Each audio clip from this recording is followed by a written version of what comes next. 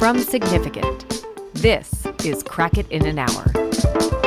Hello, and welcome to episode 2 of Crack It in an Hour, the show that's kind of in the title. We take a problem out in the world and we try to crack it in, you guessed it, 1 hour. With me, as always, are my co-founders of Significant, Jesse. Hello. Roman. Hello. And I'm Simon. This week, we have Jesse leading with a problem that we're going to try and crack an hour. So, Jesse, off to you. What do you got? How to bring aerobics back. No, I'm kidding. Obviously. Well played. Yeah. I just didn't think we cracked it. So we've been talking about it a lot since. No, I think we've been working on the business plan ever since last week. We've inspired I'm pretty a sure. few others too, from what I've heard too. So that's interesting.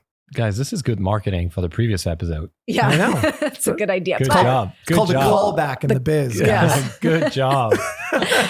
Well, jokes aside, I was going to bring back the fruit topic, which I'm pretty sure at some point we are going to discuss how to reverse the decline of fruit, because I'm pretty upset about that one on a personal level. But I do have a different topic for us. I'll start the clock. Okay, you're going to start the clock. I'm in charge.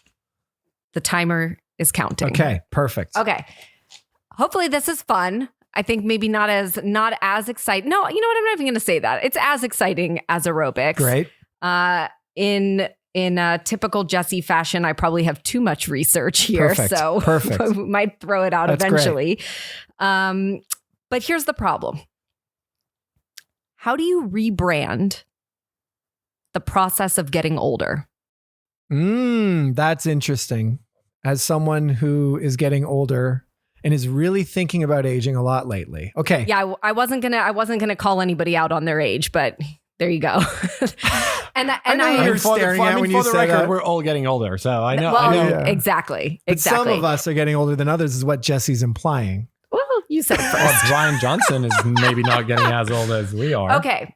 Shall I give you a little bit of history, a little bit of a brief? Please. Okay, so we're rebranding the process of getting older. Can you make the idea of aging exciting instead of scary or bad?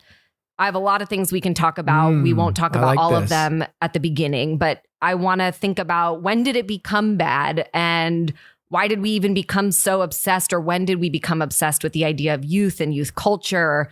What are some of those like habits and culture that have gotten ingrained in our minds over and over that maybe we need to break? But just to give you a little bit of like historical context, please. So it's kind of interesting. Obviously, like in ancient civilizations, it kind of went both ways. Some civilizations really valued the concept of youth and beauty and really associated those things with strength and power. Whereas you have other cultures, primarily Eastern cultures, that revered elders for their wisdom and still do. So we kind of, it's certainly not a one size fits all conversation on aging. It's a Western problem. I wouldn't say it's not necessarily, okay. But I'm just talking the history right now. Like, do we value youth versus value wisdom in aging? Gotcha. Then we get into, we're all the way back in ancient civilization. Now we get into like the Renaissance, the medieval era. And this is when like Europeans in particular were on the hunt for the elixir of life. Like this was a really big part of history where everybody was searching for literally like the philosopher's stone, the thing that would make you immortal. And people searched for years and years. And what's interesting about that, it was less about appearance and it was more about vitality. It was about being able to stay strong and active for much longer. This wasn't like keep me beautiful forever. This was having sort of the thing that would beat death. And then you get into like the 19th and 20th century, and you sort of see the birth of beauty standards. So before that, we weren't necessarily like in the realm of physical appearance being the description of youth. But then like photography, advertising, Hollywood, like these things in the 19th, 20th century really shifted the conversation, really kind of solidifying aging as something to be fought rather than embraced. Okay. Then there's like a couple key moments, and I'll give you these, and then maybe I'll pause on the research a little bit. But there's a couple interesting things. So obviously you had in like the 1920s, 30s, 40s, 50s, you had the rise of modern beauty. You had cosmetic surgery. I think I think Botox was actually discovered a little bit later in like the early 90s or the late 80s, but you still had a lot of like plastic surgery was happening before that. And then something really interesting happens in like the 50s, 60s, and 70s where like counterculture becomes a thing. And counterculture is literally youth culture. It's like the idea of rock and roll and rebellion against traditional values. And all of that made aging feel like a loss of relevance, which is a very important part of this conversation. Yes. Because again, it's not just about beauty standards. This is like, if you are losing touch with reality, you're no longer cool, you're losing relevance. Boomer. Exactly. Yeah. But it was the 50s, 60s, 70s version of that. And then you get kind of into really like beauty, like proper billion-dollar industry, anti-aging industry around fitness, skincare, supplements. Again, Botox being FDA approved in like the early 90s. And now, of course, we're all the way in the present day where like we're so far past all of that into biohacking and longevity science and all of these things. So that is the history. There's also some really interesting sociological and psychological theories around why we fear getting older and why we attach some negative ideas into that. I could go into those things, but I also realize I'm throwing a lot of information. I want you guys to ask questions. You know, interestingly, that's mine. And I got a lot of questions on that, but is this going to be a therapy session? Yeah, it could be. I maybe I should make it clear I'm not a certified therapist, but I'm happy to try. Well, there's the Peter Pan effect. That's like what's that? It's basically like you don't want to grow up. You don't want to grow up. And there's not necessarily fear of death, but there's a bit of like an existential dread attached to that. And it is a very real thing where people like feel that their cultural capital is attached to how they look, how they show up in the world, how their age is perceived. And so you literally, the Peter Pan effect, you just literally don't want to grow up. When you get into maybe not all the way to fear of death, but people definitely fear the idea of decline. Like when you start to literally lose your physical sense of self, your mental sense of self, like these are real scary things. It's terrifying. Of course. And that is very, those things are quite difficult. I mean, there's a lot of things that we could get into around how to talk about the shifting cultural attitudes towards aging, we could talk about loss aversion. I could go so many directions, but I feel like you guys probably have questions. I got a question of clarity. Yeah. Roman, if you don't mind. Okay. So it's how do we rebrand aging?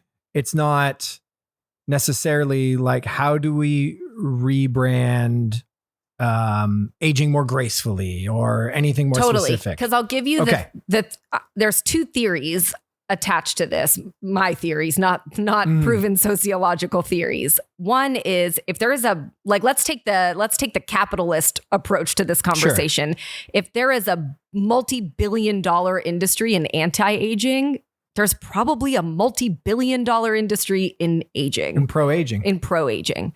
And then there's what do you think that looks like? I'm just curious. And I don't mean, because that's an interesting conversation right there. Like, for example, like bad example, but an example is like really, really wonderful, like senior living. That's like an awesome place to live. Totally. Do you know what I mean? Disneyland for adults permanently. What's the one down in Florida? That's that giant village. Do you guys know that one? Disney World? No. There's like a giant senior, and then there was I know exactly what you're talking about, and I can't remember the name. Problem for a while. Oh yeah, because they were all hooking up. Yeah. But wait, like making aging exciting, and help me. Let me frame this as a question. We're trying to make aging exciting. We're not trying to find good ideas for people in their retirement age. Exactly. Okay. Like the process of aging, not the process of being old. Because here's the second theory. Second theory is we're all going to fucking die. Not true for me. It's going to happen. Not true for certain people. Guys. I'm messing with you. I'm Okay, pretty I agree. sure. I agree with that we're theory. all going to die. So there's no point in like, fighting this forever and ever. So no, this is not about like having more joy in your retirement years. It's how do we stop fight? How do we rebrand the idea of getting older to be something that is exciting rather than something to be feared? So first of all, I think it's a great topic. It's a beautiful topic. Love the topic. Because like, to your last point, we're all going to die. Not Might true. as well make it fun. Yeah. Right? Might as well Amen. make it exciting. Let me ask a question. Do you think you can... So I loved your like rundown of the history of how we got to today. Yeah.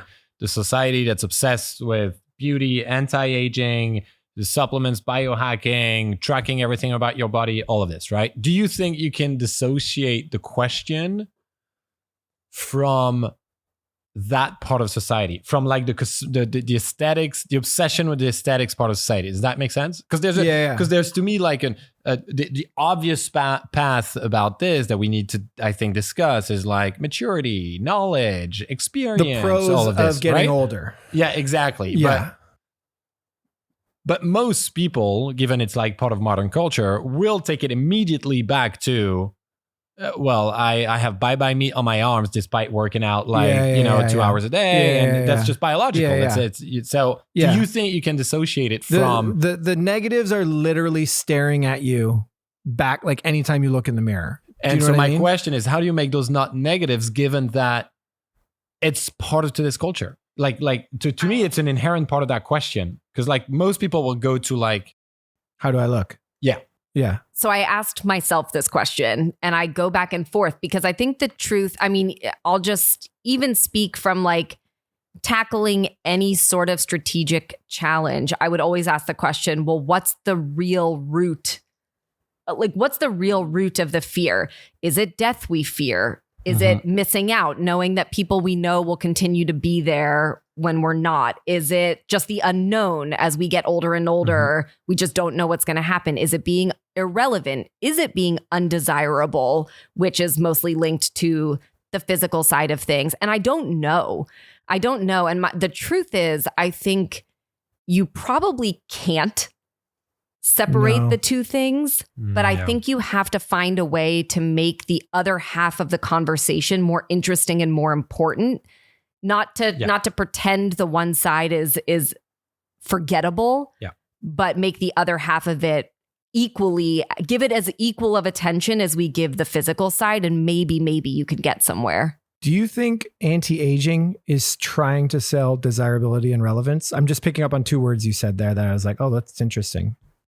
I mean, definitely. I think people put their value, their personal value in how they look, how others perceive them. It's feeling that goes back to the youth counterculture point. Like, I think that's a pretty deep rooted, even though it doesn't look the same today. Yeah. I think you want to stay relevant, and I think it's a core human need to feel desired. Can I give you this is a slight tangent, but I think it's just somewhere where my head goes to that's not anti-aging, but is interesting to me, which is like, I always admire people who age, but also still have a sense of style.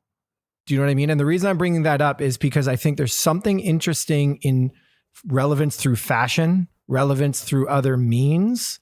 That's not necessarily just going anti-aging, but like, for example, like John Malkovich is an older dude. He doesn't try to not look like an older dude, but he wears really smart clothing. He's got good outfits, this, that, the other thing. You know what I mean? And I'm always like, there's something to be said for that. And I'm not saying that can be like, hey, look at the pros of aging, but it's like when you turn that thing slightly away from anti-aging, what can you take and still make part of the beauty of aging? Does that make sense? It does. I don't know what to make of it yet. I don't either. But I did take a note because it might be part of the end thing. It does. I think it means that let me try to unpack it, and maybe I'm completely off, but it means that you can still find your own relevance. Exactly. There's sense? ways of maintaining relevance that don't necessarily require you to try and claw back youth. Yes, exactly. And so to your point, desirability, let's put that aside for 1 second. But as far as if relevance is one of the things, I think that like it's kind of like, I know this is too binary and it's not this simple, but like sometimes the best way to figure out how to brand something is to figure out how they're branding the opposite of the thing, right? And what can you steal? What can you take? What can you leverage? What can you reposition? What can you deposition? All those sort of things. And if relevance is one of those things that's like people think anti-aging is an opportunity for relevance. It's like, okay, how do you put relevance into aging? I think it's a really interesting. I mean, first of all, I love the process, and you do it often of like, well, let's look at the opposite thing to see either if you can use those things on the other side or just what not to do. And I think it's really interesting because to understand relevance, you have to understand irrelevance. Totally. And I actually think like this, and redirect me if this already takes us to a place we don't want to go, but even when you look at the terminology around the process of getting older, all of the language takes you to a place of irrelevance. Retirement, retire. Yeah. That is You like don't matter to no longer matter.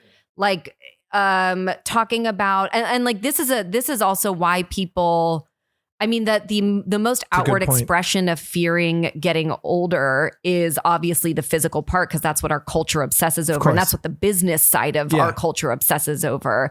But even like workplace ageism is a massive fear for people, because most people have put their majority of their identities into their careers. And you hear it all the time when people retire, they're like, they don't know what to do. What do I do with myself? And so there's a lot of fear as you lead up to that point in your life. I'm getting a little off track, but I think the language itself contributes to the idea of feeling irrelevant. That's something that has to change. Were you going to say something, Roman, before? I apologize. No. I still think like as we're getting older, like two of us around this table, I will not name names, are, over 40. And, there's that thing when you're like not 40 yet, that 40 is like a tipping point, that you're getting old, that it's that thing. And, it's culturally admitted that that's it. You're an old person. You're over the hill. I mean, over the hill. You're not an old person. I'm exaggerating, but you're over the hill is a good way to put it. And, I actually think it's much better in real life than what culture is portraying. But do you think that's exclusively for us? And I mean, I don't mean just the three of us, but I mean like... No, I think, and I think it will get better over time. I think over 50 will be... Oh, and dude. when I say get better, like I am talking about like just the ability to just take a step back and understand what's happening, having a bit more experience in approaching the situation, having certain knowledge of certain things. I guess that's all maturity wrapped up under one thing. And I'm not saying I'm mature today, but I'm more mature today than I was 10 years ago. And I will be more mature 10 years from now than I am today. And I think that's not spoken enough about. Like on the same subject, that article that made like the headlines in the New York Times about Gen X women having the best sex of their lives is like, it's fucking amazing. It's like we're talking about people who are above 50 and everybody says, oh, your sex life and fun is done when you're above 50, whatever. Right. This is just like culturally accepted that it's that way. And it's actually not. Yeah. So it's like there's so many things, whether it's maturity, whether it's understanding yourself, your body, whether it's ways to have fun, that are like amazing. So you're bringing up an interesting take here, which is that the PR about aging does not match the experience of aging, right? Yeah, and it's true. It's kind of what I said and heard like this as a one-liner. It feels maybe back to your point of like, is it us? Because we're lucky, we're privileged, we have access to health, we have the resources to have fun and to like go on vacation and all of this. So yes, it might be a small portion of the population, but I still think there is an opportunity to show a part of aging that most people can have access to. I should say. I agree. That is just misbranded. I think if I think about the things that are like really great about aging, and again, I'm like, for anyone wondering, I'm not that old. I'm 96, but what I've learned so far is you're not as you're not as emotional as you were when you're younger. You're a little more kind of like controlled. You have a little better understanding of things. Wisdom is real. You know what I mean? Like understanding experience is real, all those sort of things. You have a better sense of self, hopefully by this age, where you kind of know who you are, what you like, what you don't like. But on the flip side, I think the thing that a lot of people struggle with is sort of a calcification of who they are. Like I still think, especially in North America, that there's a lot of people who sort of like still define their identity by who they were in their 20s. And I think part of having to rebrand aging is rebrand the process of continuing to evolve, continuing to learn, continuing to grow as a means towards relevance. Why? Because if you keep accepting new ideas, you keep accepting new things, you're always going to have and be a part of the conversation. If you're talking about that thing that happened 15 years ago, because that's the only part you sort of identify yourself still as, that's where the relevance disappears right away. Can I throw a wrench in that? Sure. All right. Because I agree, but the human brain is tricky. It is. And you guys knew I was going to bring some behavioral psychology to this conversation, but there is a cognitive bias called the peak end rule, which basically says that we tend to remember the peak and the end of an event, of if you put that on the timeline of a life. I mean, think of any experience you've had. Totally. You remember the peak and you remember the end.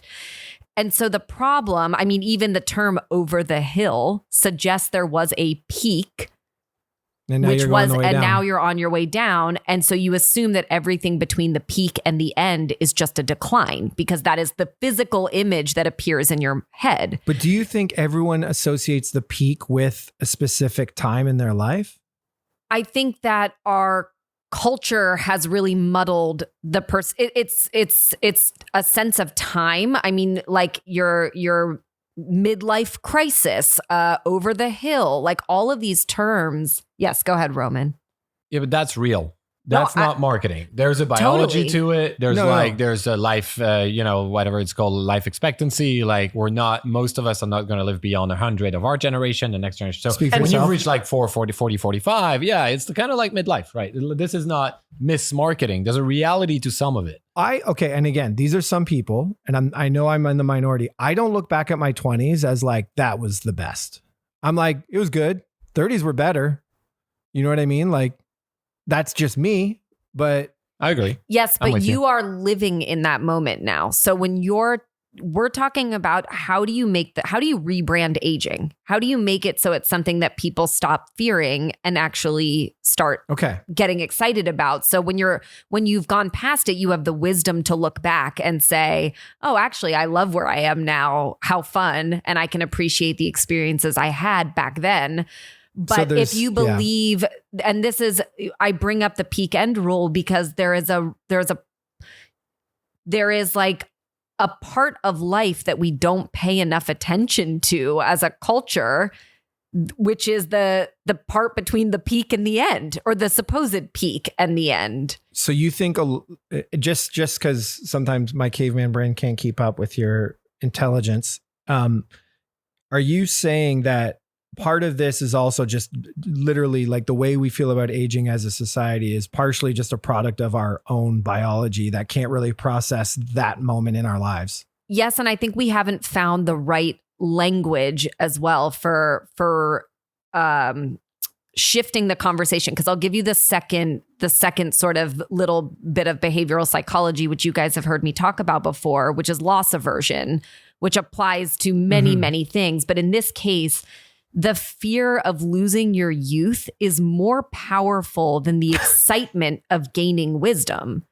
So you can it's a really tricky behavioral, like psychological bias that you have to overcome, which means you have to change the way it is marketed, the way it is talked about, because you're right. Everyone is right. You do feel more mature. You feel more excited, but the fear is such a powerful behavioral driver that it is always, and I'm going to talk like we're in a capitalist business here because we are, fear is always going to be more powerful at getting people to buy something AKA anti-aging products, than the promise and hope of gaining wisdom would be as a behavioral driver. So how do you actually, I don't think the idea of making people feel like, hey, it's going to be amazing. You're going to feel more mature. You're going to be more self-confident. You're going to have all this wisdom. I don't think that will work. I don't think that's the way.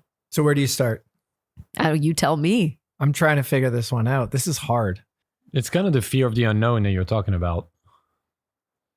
And I feel like some of it is very personal. Totally.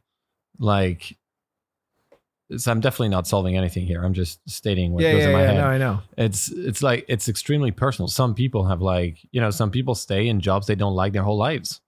Mm-hmm. And it's not just because they like being comfortable. It's because fear. it's the fear of the unknown. Yeah. And that's fine. I respect that. It's just what Jesse's talking about is like, it's, if I know the past, it's the power of nostalgia. Again, like, it's back. It's going to make a comeback every single time we talk, I think. It's like, why? Because it feels comfortable, because we knew exactly what it was and what it felt like. But the future is always scary. It's scary today because everything that's happening. It was scary 20 years ago because everything that was happening. It was scary 40 years ago because everything. It's always scary. But how has, there's companies, there's entire verticals that try to, that sell and do immensely well on the promise of the future. Okay, that's a good point. Let's talk about those. Because there's tech, right? I think tech for the internet, literally, the funniest thing is when you first internet came out, it was literally like, man, stuff is going to be so cool. And they couldn't really put their finger on any of that stuff, but they sold a lot of stuff that worked. Do you know what I mean? And then I think there are other verticals that sell on hope and potential. Yeah. I think that's if you look at, I don't know whether we all it's always comes true or not, but I think fitness uses that quite a bit. I think Nike is a good example of, just do it, become the thing, all that sort of stuff. I think hope and potential are really interesting words, because what it feels like now is trying to find the positives, trying to find the silver lining in the silver years, if you will. But I think, to your point, it's not even the silver years necessarily. Totally. Right. But I mean, hey, it's going to be not the best, but you're going to care less what other people think about you. And that's not the same thing as giving somebody hope or saying, you actually haven't even reached your potential yet. But I think I think there's an angle there. No, that's what I'm agreeing with you. Yeah. I'm saying that's a very different you take. haven't seen that in the world. But if you said hey, you haven't even answered all your own questions yet, and you haven't even figured out your own potential yet. And guess what? It's hard to think you're going to reach your full potential at 24 or 23. It's going to take some time. And to your point about, okay, so keep chasing. So yeah, keep chasing. Never stop until you die. And then die. Keep chasing and then you die. Okay, so before I go there, I actually want to stay, because you're talking about industries that actually promise a future, that sell the unknown in an interesting way. There's also another thing to look at with some other industries that maybe could be interesting, which is there are industries where the concept of aging is actually aspirational. Wine. Right. Classic cars. Maybe even luxury, which is a little bit about, we talk a lot, I think, between the three of us around origin stories and heritage as a real lever of luxury and experience. So is there anything that we could take from some of these industries? It's interesting because they're not industries talking specifically about aging and vitality, but they take the concept of age. I didn't go there because it's used in a different way. It is. You know what I mean? I don't know. Does it serve any potential purpose? I think it's interesting. I think when I think of how you're going to sell people on aging, you need to reframe. You need to find a way to reframe the experience of life. Do you know what I mean? Go on. But I think you do need to, what we've talked about a little bit in our very limited time, is okay, so far the expectation hasn't met the reality. The reality is actually much better. On the flip side, some people get stuck by the idea of being afraid to take that next step. And I think the thing I keep going to is like, this is weird. And this is maybe a little too personal, but like, aging is a privilege if you do something with it. But for a lot of people, they don't do anything with it. And I think like that's kind of like the thing that I always find is like, Roman, it's funny when you interpreted my question of but is it just us and you were like, yeah, we have access to healthcare and all those sort of things. And that was true. But the way I was thinking about it more was that like the three of us are always still interested in new ideas. We're still interested in new experiences. We're still interested in kind of exposure to different things. And I think that's the privilege of age, is when you continue to keep that mentality, but you have the wisdom to know some of the pratfalls that you've fallen in the past. And I think that's kind of where my head goes to with when I think about what's really great about aging, is it's like, if you never stop being excited about stuff, now you just have a way bigger user manual on how to operate it.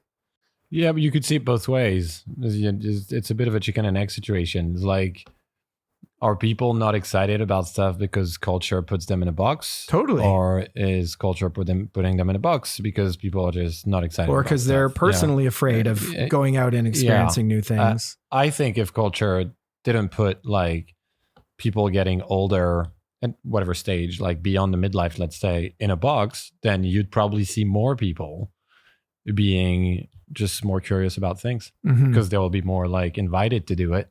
They'll be more accepted. Like, we do put people in boxes, generally speaking, right? As a culture. Do you think culture puts them in a box? Do you think people put themselves in a box, or both? I think that's what I don't know. And like, it's probably a mix of both, but there's definitely a component of like beyond a certain age, like, I don't want your opinion on what's happening with this or that. Yeah. Well, actually, you know, I don't know where I'm going with this. No. You push back. I respect your pushback. No. It's just, I think you're bringing it back to the first question by saying this. Maybe I am. Which was what? Which is like, how do you make aging exciting? I think if we make aging exciting, you'll have less people doing nothing with their lives as they get older. The comparison with like some of the industries, I also like I'm not sure. I'm like, I can't really process it, because it is about, I guess one thing I shouldn't say one thing we've gotten to. One thing that's stuck in my head is, if you want to make it sticky, you got to make it about the benefits of it. You got to make it about the experience. You got to make it about all of the things Simon has been talking about. But that's kind of like the opposite of wine and whatever luxury goods and like a Birkin handbag. You see what I mean? It's like, this is literally just about age. Yeah. There's no benefit to age. It's just, it's old, therefore it's good. It's more expensive. Heritage. It's good for wine. Yeah. But for humans, it's a little different, because the more you grow, the more actually you just become more knowledgeable. You become better at living. Yeah, you become better at living. Yeah. That's a pretty good Get better line. At living. The older you get, the more you get better. Could I reposition all of the things I hate about aging as positives? Absolutely. If we were to say the process of aging is getting better at living, so why does it mean that hangovers are worse? Well, because it's your body telling you it's not going to make living your ability to live any better. Why does it say that sleep is going to be more important? Because it's reinforcing, if you want to get better at living, that you need more of sleep. Look at that. I just turned a negative into a positive. You're welcome, God. That's wow, that took a really huge quick turn. Yeah. Love the Simon special. No, but that's I I do think that's really interesting, trying to actually, and look, you're not going to be able to convince, I think this is one, I guess we'll find out at the end if we think we've cracked it, but I don't think you'll ever be able to convince everyone that aging isn't scary. But I don't think so either. I do think that what you're talking about is a really interesting way to try to at least reframe. I think there's two things that could be important. Reframing the conversation, reframing the negatives as positives, but also what would happen if you just give equal weight and importance and time in the cultural conversation. I'm not even saying decrease the anti-aging talk. I'm just saying increase the aging talk. Make it 50-50. Talk about both of these things as much and have as much conversation about it. And I just wonder if creating comfort around the topic already starts to reframe some of the fear and makes it feel like something people want to talk about. I think that would help with the throwing people in the box thing too, that you were talking about, Roman, right? I mean, I think this is what that New York Times article is doing. Absolutely. But also you touched on something which we as marketers talk about too much and, maybe sometimes shouldn't talk about it. But let's talk about it this time. Who are we talking to? Because it's like, you got to start somewhere. And if we want to start with like the people who are going to be the biggest advocates of aging, you probably want to start with the ones we were talking about who are like not afraid of the unknown, like the curious, whatever they're called. Like they don't have a name.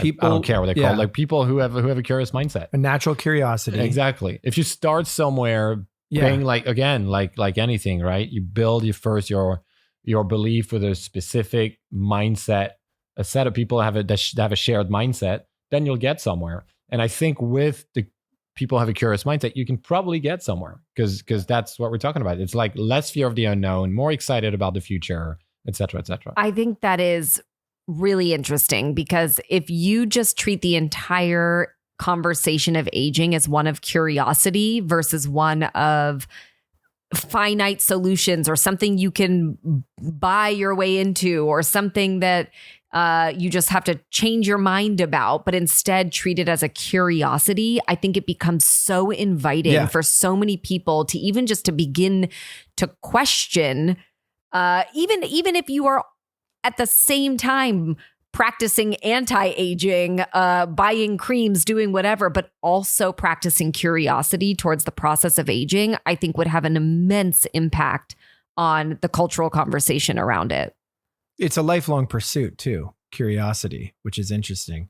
So I like this because now, we're starting to build something here. So our target isn't everybody. Our target is, let's call it people like there has to be a certain level of, I don't know, you call it wealth or whatever that we'd have to talk to. Because if you're struggling to survive, I don't know, is it just too tough to we're talking about the world here. We're talking about billions of people. And there's probably certain entire areas that it's tough to. Wealth is a stronger term. I think wealth is a strong term. I think the middle class is definitely part of like the, great. You sort of totally agree with that. Yeah.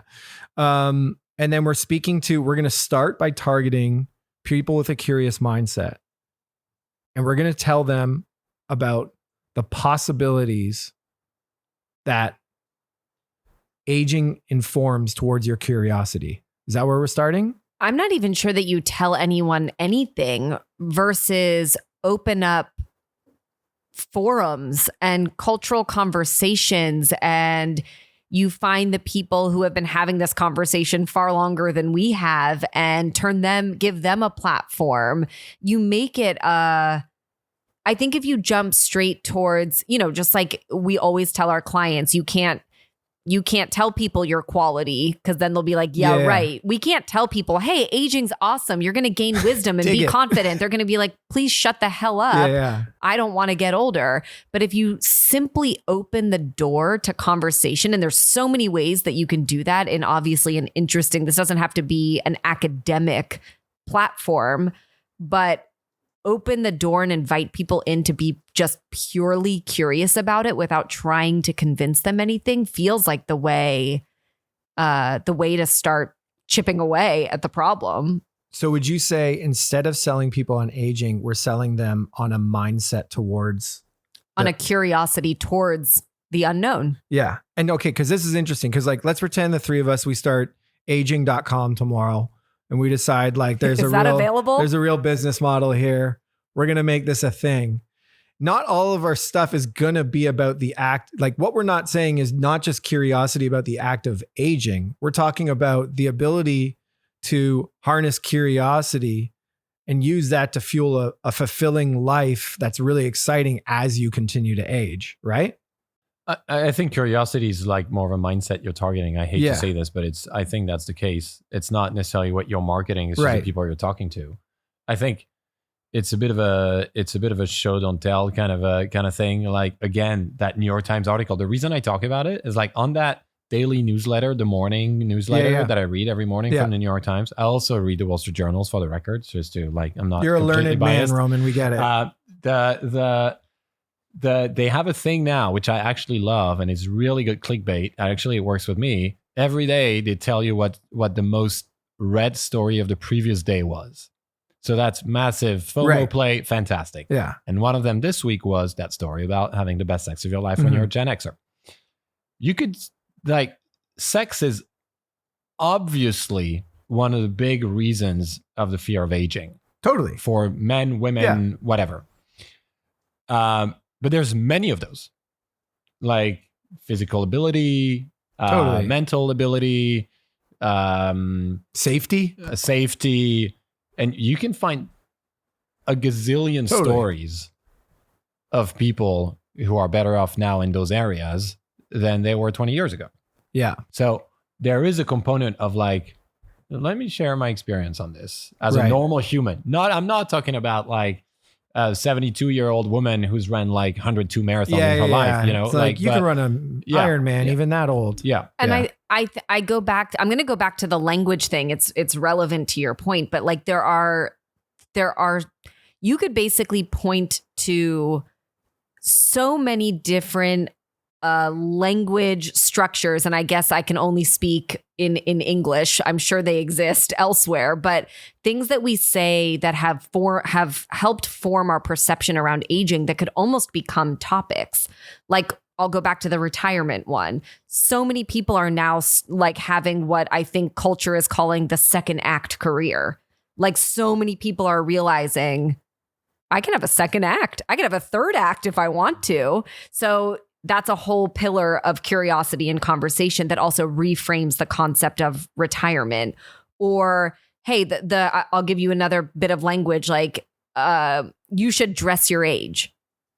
That's just something that we started saying. Why? I have no idea. Yeah, Simon was talking a bit about that at the beginning. Yeah, like what? And so, yes, you bring an Iris Apfel type person. Like, how do you have a conversation on like, but what does that even mean and why? Yeah. Or one of the ones I can't stand is just the concept that like the concept, I don't even know, I wouldn't even call it a trend, but just, you're old when.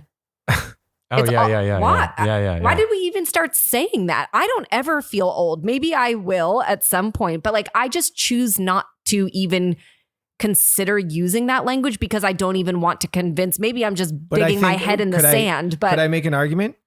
Those people aren't part of our target. Totally, I think a lot of those people aren't part of our target that we're talking about here. Like you got to start from a small place. Cause I agree with you. Like you can't just go like old people, not anymore. You're, know, part 2 living or whatever it is. You know what I mean? What I'm suggesting though, is not that you try to convince those people otherwise, but that you use these pockets of culture that have sort of, whether you know it or not, have been buried into the back of your mind and use those to create almost topics and pillars. Like you take some sort of influencer and you attack this entire conversation around, you're old when. Right. And you have the opposite conversation, and anyone who's curious about it. You're old when you can afford groceries. Because when I was poor, I could not. Or you see like you're old when you're excited about buying a new pan. I'm just excited about buying a new pan. Why does that make me old? It's a nice pan. Yeah, because you can afford sick pans. Yeah, it's going to cook really good stuff. Yeah. I wish it would do it by itself, but it's still a cool pan. It's tough.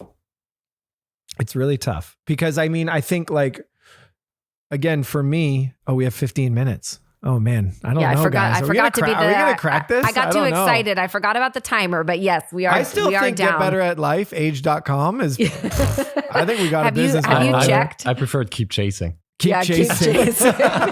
Well, that's for like that's the young go-hards, the young to old go-hards. Sounds like It's a little like, you know, like some people like Miller Lite, other people like Johnny Walker. You know what I No, mean? I think it should be a line for a wealth management company.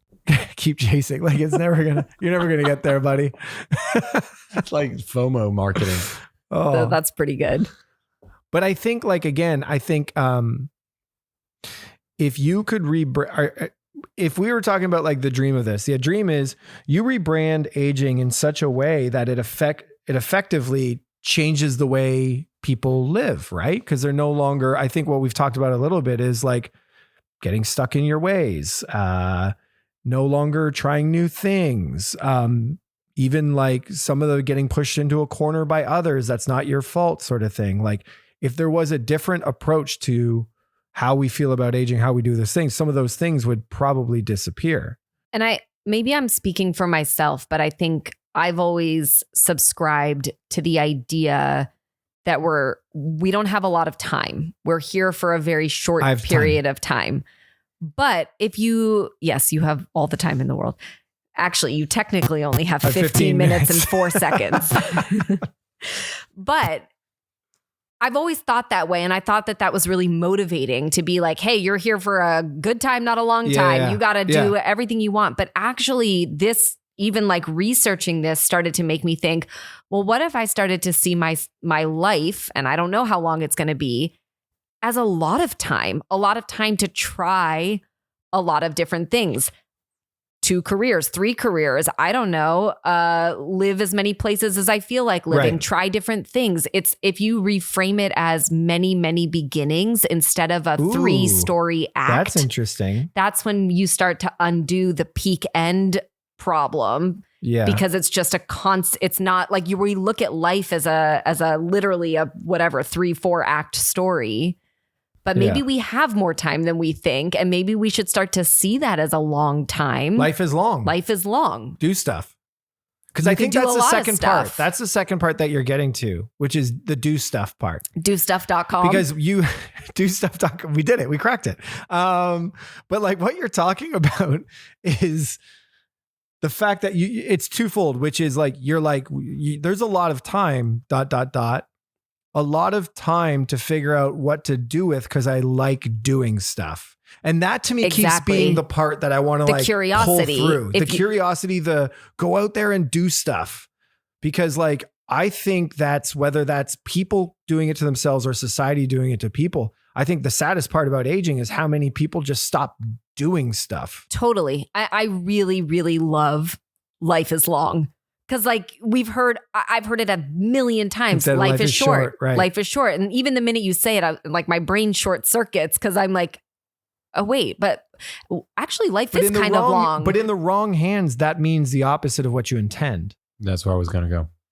The reason people say life is short is for you to do stuff. I know, absolutely. So I like many beginnings more personally than I like life is long because many beginnings means more opportunities. Again, for the curious, I think it's a way to activate a little bit the curious mindset. Life is long has a risk of being taken the other way. You get lazy. Yeah. But I also think a great that this strategist told me once that humans are more motivated by fear than opportunity. And life is long falls into the opportunity trap, Jesse. Our second callback. Which is now technically the third callback. So yeah, there you go. No, you're right. I mean, there is obviously a reason that we say we're here for a good time, not a long time. But I do think shifting the concept of time in people's minds, talking about not one continuous act, but many, could be the way to start piquing that curiosity. Well, a lot of it is sort of entrenched in really traditional, it wasn't that long ago that it was like you got out of school, immediately got married, had kids, and like kind of like, by 60, it was like, man, hope you're living for a while because there's no guarantees on, you know what I mean? Like things were a lot more expedited. And also like the opportunities as much as like this isn't like a podcast to break down the socioeconomic situations of generations right now or anything like that. But like even just an understanding of the world compared to even 30 or 40 years ago with the internet and stuff like that and knowing what's out there and stuff like that, mobility, all of those sort of things. Like you used to, what was he like, wasn't it like in the 60s, like people typically had one or two jobs their entire life? Oh, totally. You know what I mean? Like the whole thing is flipped on its head and there's two ways of looking at it, which is it's all unstable and it's terrifying, or there's nonstop new beginnings, nonstop new opportunities if you figure out how to leverage aging and chase it with a curiosity. I'm Simon Bruin. Thank you very much. Was that your like unofficial mic drop? Here. Okay, that's pretty good. No, I and I'll add maybe one other. It's a slightly different motivator to the idea of curiosity, but I think there are some people that very much subscribe to the thought that in order to truly live, you have to embrace death. I do not agree with that whatsoever. I knew you wouldn't, but there are many people that say the only way to like truly make the most of your life and to live to the fullest is to understand or at least accept the fact that it is going to end. Okay. And so that's a little different. It is different. And it is and important. I meant the same thing. I don't know how I said it the first time. I completely agree with the second part. Yeah. And it probably deserves its own podcast, like reframing death in people's minds. Oh, man. Because death is inevitable and no one wants to talk about it. I don't like talking about it. There you go. It's like that sacred thing that no one wants to talk about. It's inevitable. No. All right, let's we got 10 minutes. Let's park that one. Okay. Let me bring that subject, that topic, as when next time I'm the host and see how that works with Simon for an hour talking about death. No, I think it'll just be a Jesse Roman podcast. Simon will be huddled in the corner, somewhere. Exactly. Yeah. Okay. So I do think we're on to something with curiosity. Yes. I do think we're on to something with new beginnings. I'm going to be a broken record that I think in that process, there's so much language that has to be like reshaped, redefined, recreated around the idea of aging. I think we've also talked about the idea, back to your question at the beginning, Roman, can you separate the concept of the physical component of aging with all the other components? And I think no. And maybe we're not trying to separate these two things, but maybe we're just trying to give them equal weight. So for as much conversation as there is around anti-aging, let's also have as much conversation about aging, which is where we can get into forums and influencers and content and conversations around all of these new beginnings and stories. I agree. If you don't have a good counterpoint, don't even bring it up. You know what I mean? That's kind of where I am with some of that stuff. Like if someone's like, yeah, but you know, your skin's not going to be as soft. I'm like, moving on. You know what I mean? Like I'm not going to be like, well, actually you won't miss your skin that much. You know what I mean? Like that's always a dead end. So I agree with you. Cause like all I know is my skin's a lot better now than it was when I was 16. So I'm pretty happy about that. But no, I like this. It's okay. So we're going after the curious mindset with this idea of when this isn't the right language for it, but life is long. There's a lot more beginnings ahead of you.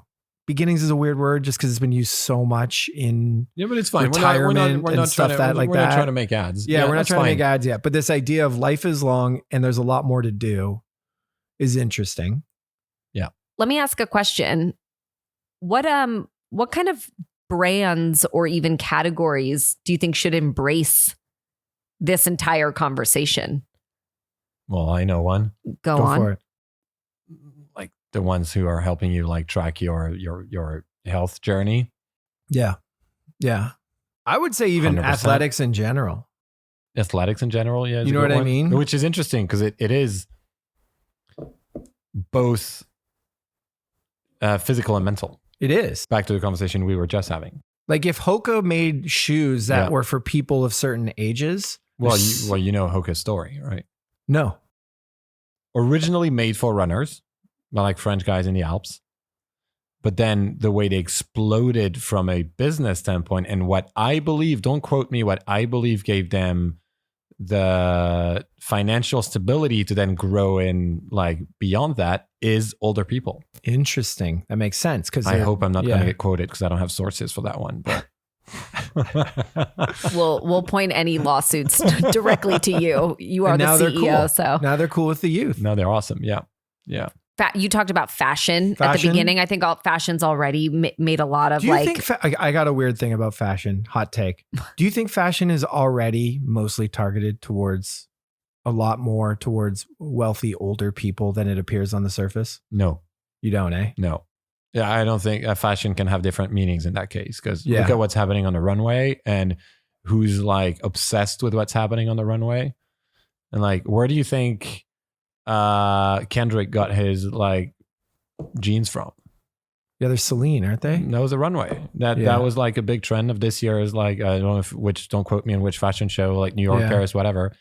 And it starts there, and then it goes in culture, and then just wait for until I rock like you're wearing bell bottom flood flood on Monday. You're bringing back boot cut. Boot cut. I'm ready, you guys. Yeah, that's a choice. I don't necessarily agree with that take on fashion. No, I do think in some areas fashion has already made headwinds in terms or progress in terms of like cool older, like positioning older influencers or even designers as like cool aspirational. So they've kind of crossed at least the bridge of like, it doesn't only have to be cool young people looking cool and being aspirational. So I think they've made some progress there. But I think as an entire industry, for me, fashion's a tough one because fashion is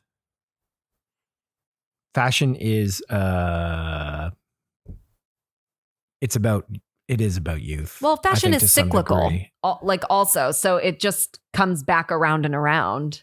I don't know if it's about youth, and I don't know. Maybe we have to make a distinction between fashion and style. I think we do. Maybe they're two different things. We do.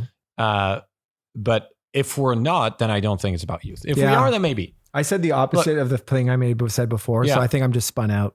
But to go back to your question about which categories, which brands, there's two ways to answer that question. There's like which brands who are currently marketing to, let's say, 30, 40-year-olds telling them it's going to be awesome. And there's also all the brands currently marketing to like people above 50, 60, 70. Totally. And they're like, hey, it's actually, I mean, not all of them, but you see what I mean? Like a lot, many of them.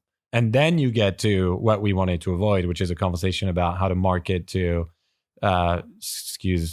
I'm sorry to use that language, the retired people, Jesse, but we'll change that we'll word. Work on that. We'll work on that and then have a million ideas about that community and that target audience. Yeah. Yep. I agree. Okay. And then maybe the last thing I'm curious about is as I'm recapping the conversation and circling back on all the things at the very, very beginning, we talked about the benefits of aging, feeling more confident in yourself, having more wisdom, but to some degree, those things are maybe not as motivating as we think they are. Or have we uncovered other benefits to aging that we could talk about? I mean, really, it's the new chapters, the new beginnings. Yeah, but it's like the thing, it's sharpened curiosity. And by that, I mean, like when you're young, the reason I did a lot of things I don't do anymore is because I didn't know I didn't like them yet. Do you know what I mean? And it's like, as you get older, you're a little more like, well, I like that thing. I think I'd like this thing. You know what I mean? Like, spoiler alert, don't go to nightclubs. But was I was younger, went to nightclubs and was like, I don't like going to nightclubs. You know Not what I having mean? Fun yeah, here. exactly. You know? And so it's like, you learn a lot about yourself. So what do you do with that time instead? You do things you like doing. You go to awesome restaurants or whatever it is that you find that you actually really get joy out of. This whole subject isn't about revealing anything. It's just about finding a way to communicate something that's real and flip perception. Yeah. It's slightly different, but I think that's the big realization for me in this conversation. And the thing I love the most, because I've obviously thought about it slightly longer than you guys have as I was bringing the topic to the table. And I could not think about, like, I could not find an answer, to be honest, of how you reframe it until we started talking about purely curiosity. Yeah. So, And with all okay. due respect, we have been thinking about it a little longer than you have. Okay, yeah. Just I meant in terms of this conversation we're having, but sure, yes. As you just reminded people, you're both older than me. Congratulations. Okay, we are down to our last minute and 30 seconds. Does anyone want to throw a bomb in the conversation? Any final questions? It's time to ask if we cracked it. That's what we got to do in the last minute. All right. Well, Jesse. I start answering. You do ask I us. think? Okay. Yeah. Roman, do you think we cracked it? I don't think we did. I think we're onto something. I think there's very good conversations happening, but I wouldn't say we cracked it. I think it's a phenomenal topic. I love it. It's cultural, societal, human, biological. It touches like so many subjects. Like cracking that in like an hour is a tough one, but I'm quite sure we're going to keep talking about it. Yeah. Simon? No, we didn't crack it. It's huge. It's massive. If the aging client called us, I'd be begging someone to give us a few more days to keep thinking on it because we haven't cracked it yet. But to your point, we got some interesting starts. I think we got some interesting starts. I think we got some interesting thoughts. I think we got some interesting approaches. What do you think? I'm in full agreement. I mean, I do think we have a couple of URLs to purchase after we Aging.com. Yeah. Keepchasing.com. But yeah, I think Get even better at life. I do that get better at life. Lifeislong.com. Life is long, I mean, yeah. come on. We got a couple ways to go here. But I agree. I think even this hour has already opened my eyes, I think, to some other ways to talk about it. But I don't think we cracked it yet, but I'm very excited to keep talking about it. That was obviously the alarm. The hour is up. Well, that's someone I know really well would say, we're well on our way. We're well on our way. Should I close this out? Please do. Well, thank you for listening to Crack It in an Hour, where sadly we did not crack it this time, but that's part of it as well. Kind of being realistic about whether we did or we didn't. If you would like to ask us questions, reach out, please do. You can reach us at hello@crackitpodcast.com. In the meantime, thank you so much. Tell your friends, follow us on all the places you follow podcasts, and anything else, gang? Goodbye. Farewell. Thank you so much. Bye. Bye.